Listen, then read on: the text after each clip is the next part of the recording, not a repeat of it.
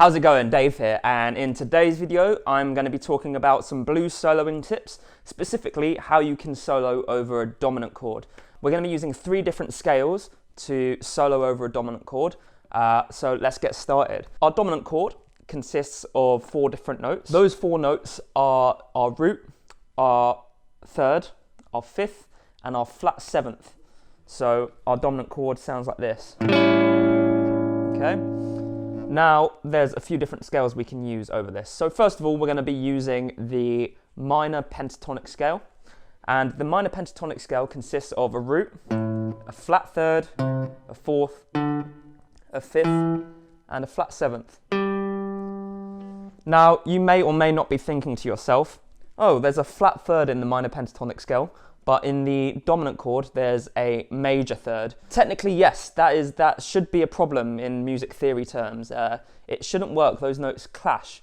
But blues players have been using the minor pentatonic scale over dominant chords since the inception of the genre, and it sounds really cool. So the most important thing here is to use your ear and make sure that you're not just following rules and that the music sounds good to you, even if it's breaking rules, okay? So let's take a look at the minor pentatonic scale. If you know this already, then you can skip to here, where we learn the next scale. So we're going to be playing in the key of A, and we are going to be playing the A minor pentatonic scale. So it's 5/8 on the low E string, 5/7 on the A string, 5/7 on the D string, 5/7 on the G string, 5/8 on the B string, and 5/8 on the high E string as well. And what we can do is we can add another note to this scale, called the blues note, making the scale the blues scale. And that would be the 6th fret of the A string and the 8th fret of the G string.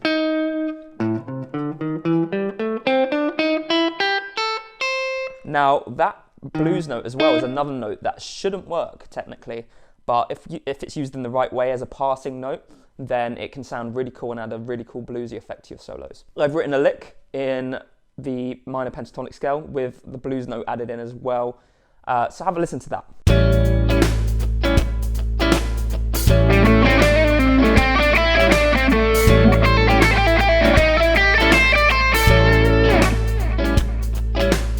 Right, so the second scale that we're going to be using is the Mixolydian scale. And the Mixolydian scale is a very good scale to play over the dominant because it has all of the chord tones of our dominant chord, the root, the third, the fifth, and the flat 7th. But we're going to strip the Mixolydian scale down to the Mixolydian pentatonic scale. So what we're going to be doing for the Mixolydian pentatonic scale is playing a root, third, fourth, fifth, and a flat 7th. So it's basically all the notes of a dominant chord, but a fourth is added in there as well. And it's just like our minor pentatonic scale, but with a couple of different changes. So let's take a look at how to play it. So we're going to be playing 5 and 9 on the low E string, 5 and 7 on the A string.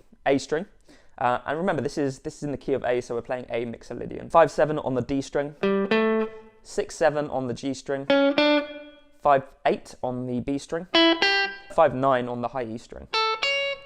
And I've written a lick using this scale, so you can take a listen to how it sounds over the A7 chord.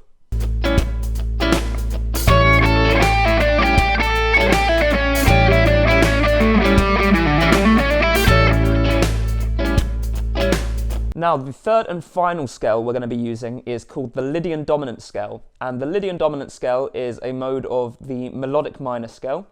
It includes all of our chord tones of our dominant chord, but with some extra notes in there. So in the Lydian dominant scale, we've got our root, our second, our third, our sharp fourth. The sharp fourth is a characteristic Lydian note. And actually, you'll find it's the same note as our blues note. Target that, but use it as a passing note. Otherwise, it will clash too much with the chord. Again, use your ears. You might find it sounds beautiful over the chord, so it's all preference. So after our sharp fourth, we've got a fifth, then we've got a 6th, then we've got a flat 7th, and back to our octave again. And let's take a look at how to play this. So we're going to be playing A Lydian dominant.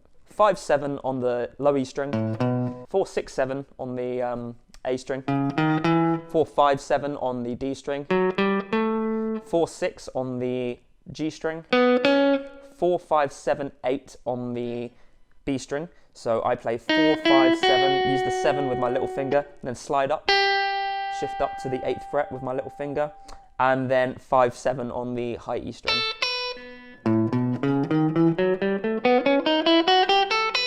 So let's take a listen to how that sounds over your A7 chord.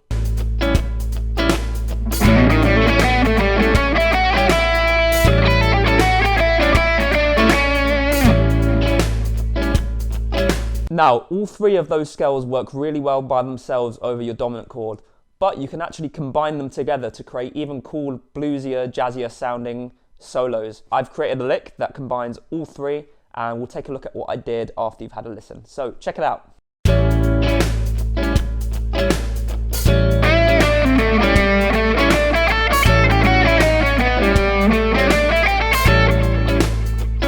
In this lick, we started off in A minor pentatonic,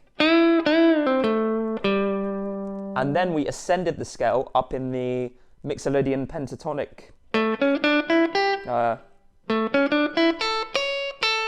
Yeah, and then from that root note there, we descend the scale in the Lydian dominant scale.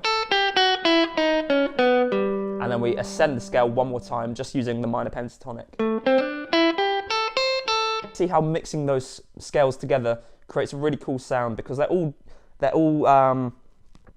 made really nicely to play over a 7th chord, so they naturally blend quite well together. Make your own licks with all these three scales. I've got a backing track in the description at my Patreon page. It's just an A7 vamp, so you can just endlessly solo over the A7 chord. If you enjoyed the video, please click like. Let me know what you thought in the comments, and subscribe to my channel. Let me know if you've got any other video suggestions as well in the comments, because I'm always listening. Anyway, I'll see you in the next video.